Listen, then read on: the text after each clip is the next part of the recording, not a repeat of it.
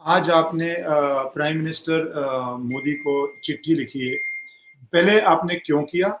पहले मैं ये पूछता हूँ, फिर इसका मीनिंग मैं आपसे बाद में पूछता हूँ। पहले आपने तो स्वामी क्यों ये किया है? ये जो विषय है, इसको मैंने इसीलिए उठाया कि एक युवा बहुत तेजी से उसकी विकास हुई, उसकी प्रतिमा बढ़ी और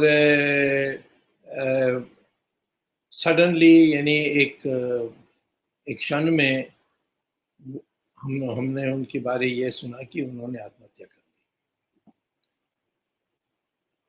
अब हो सकता है कि सिनेमा वर्ल्ड में तो डिप्रेशन होते हैं, परंतु इनके लिए डिप्रेशन किसके लिए? क्योंकि इनका तो प्रसिद्धि और इतनी तेजी से बढ़ी, इनकी प्रसिद्धि इतनी तेजी से बढ़ी कि इनको कोई मायूस या एक ऋणात्मक भावना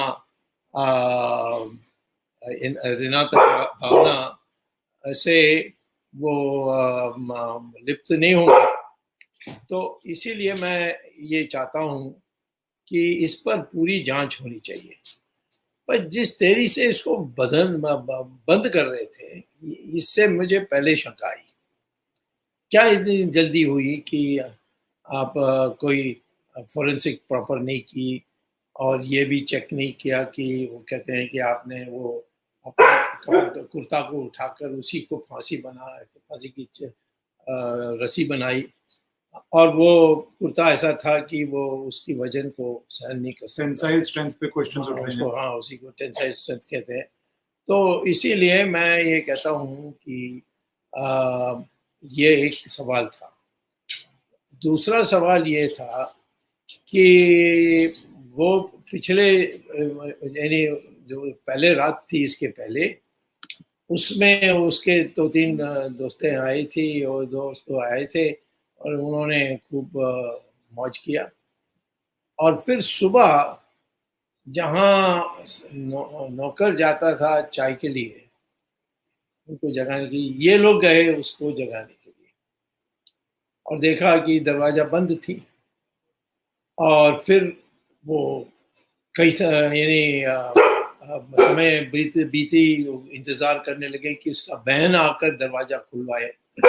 कई बॉलीवुड के लोगों ने बयान देने लगे कि ये सुसाइड है। दिल्ली बॉम्बे पुलिस भी कहती थी कि हमारी संदेह है ये पुलिस सुसाइड है। अब सुसाइड में भी 2 प्रकार होते हैं, जो अपनी मर्जी से हुई है, जो मजबूरन या विवश होकर आप सुसाइड करते हैं, उसको तो 10 साल की सजा होती है और इसीलिए उसकी भी कोई जांच नहीं हुई। कौन सी ऐसी बात थी जिससे उन्होंने सोचा कि अब मुझे रहने लायक नहीं है? और बाकी लोग भी जो कह रहे थे वो ऐसा कोई उसको डिप्रेशन नहीं था। जरूर सारे सिनेमा एक्टर्स को थोड़ा डिप्रेशन होता है कि आगे सफल होऊंगा नहीं होऊंगा।